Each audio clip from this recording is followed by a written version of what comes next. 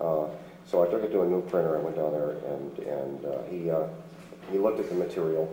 It was very sexually explicit material. And he looked at the material for quite a period of time, and he looked at me and said, well, I really, honestly, I don't know if I can do this. And I said, this is it. I've been waiting for this. You know? So, well, what is it? Is it all the sex? And he says, no, it's all the black.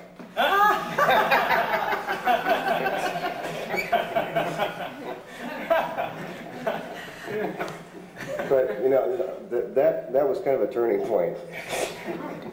I wonder, though, you know, if you're doing, you're doing nice mainstream heterosexual sex, you know, what if, excuse me? Aren't you? No? Excuse me?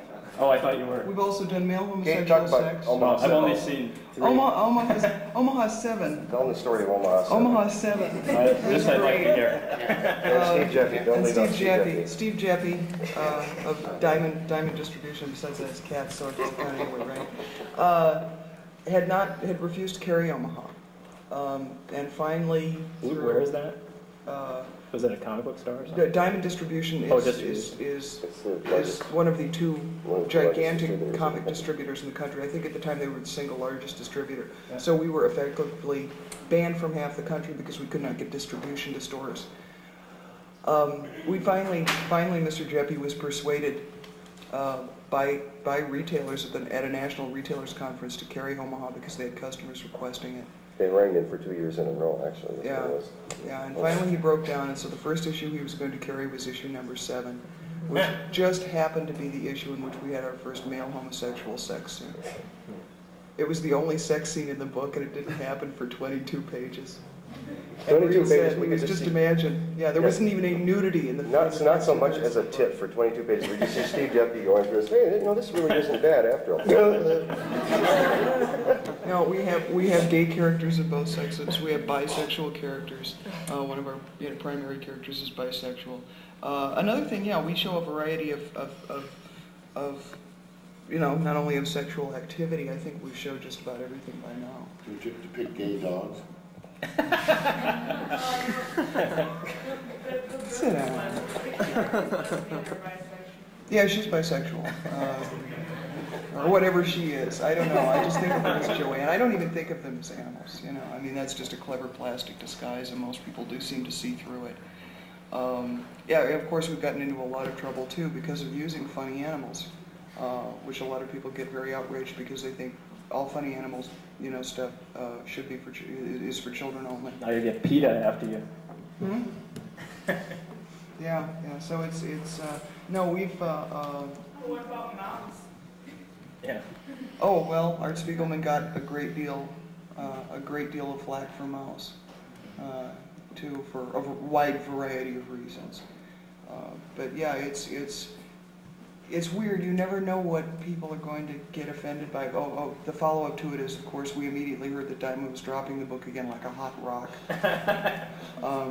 When they then turned around and decided that wasn't really fair, and they changed their overall policy because they realized they were discriminating against independents. They were also, no book has ever been made an adults-only book strictly on the basis of violence. You can disembowel people, you can decapitate them, you can rape women, but you can't actually have loving sex with them. Is the standards in comics. We're labeled adults only, so really anything goes. It's just that we're very, very nonviolent. We show plenty of bad sex. There is plenty of bad sex. I don't think we idealize sex at all. No, I don't think so either. I mean, we've had people, crop up impotent and too nervous and be real bad communication. So, which is weird too. I can't think of seeing a great deal of that. Also, and that's another of those nice little aspects of reality that people tend to. Well, these guys do that too. Yeah, they do that too. You guys show bad sex too. I mean, we're fair about that. Lately, it's like mostly been bad sex. Isn't that weird? Do you find it runs in streaks like that? People start saying, "What the hell is with you?" or "What's gone wrong in your life?" And you just say, "It's good, just going that way." Yes, good storylines going on. Yeah. Do not confuse the artist with the art. Yeah. Sometimes it's pure coincidence. People keep coming up and saying, "You're the artist. You're the writer. You're in control of what's going on, aren't you?" Well, I like to think so. sometimes you're not really sure. I just channel this. So we actually have, but yeah. So Gilbert, you've got the restriction of being Love and Rockets is mature readers, isn't it? Yeah. So, but you've got to work within the restriction of that. And Pete has an editor, and people encourage us. Dennis gets very disappointed if the book gets too tame. So, you know, we have somebody actually egging us on. What about you, Clay? Still, there's this. Yeah. What about you, as far as any outside forces Outside forces. aggravating you? Oh, I don't know how to answer that. What do you mean? Like, Well, I mean, has anybody ever gone, oh, we can't publish this? a lot of times, a lot of people insist that be dirty and racist and sexist, which is fine by me. That's why the stuff I did for Screw newspaper. I mean, wouldn't probably have made it that extreme unless that was part of the job. So it works that way. In a Hustler, I got a piece in the March issue. And Hustler magazine kind of shuts me off because it doesn't really show, you know, penetration, which I think is sort of a cop-out, you know, to everybody's kind of generic open-heart surgery kind of looking thing. Nobody's really getting off, you know, stuff like that.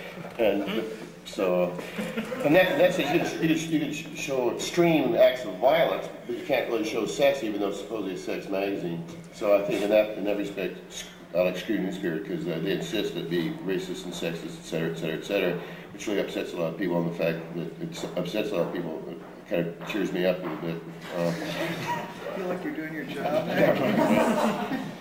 Yeah, I think, you know, everything should be available. I think, you know, the more extreme the better.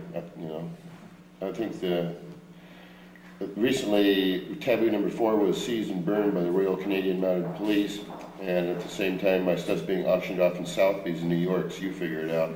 So I'm getting burned in Canada and auctioned in New York. It's a weird world. That's the comic world for you.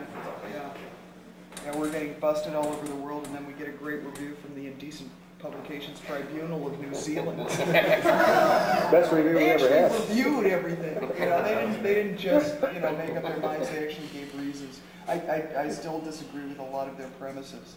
But at least they thought about it, which is so totally different from what happens in this country.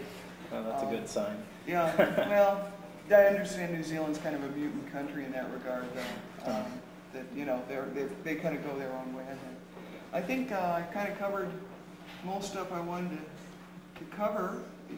Does anyone in the panel want to ask anyone else in the panel something? If not, I was figuring we could throw it open to all these nice people who've been sitting here and let them, I just wanted to say one more follow-up to what you were talking about, that I guess what I was leading to was there is this kind of tyranny of the majority in this country. If you happen to be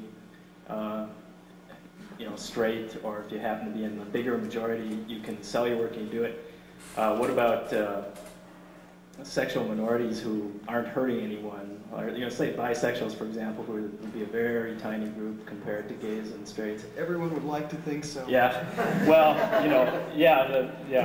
Because we make people way too nervous. Right. But that's just it. You get this kind of pile. Yeah, you get that kind of reaction, you know. So, do you think they're, you know, Well, the fascism of the left is always with us too.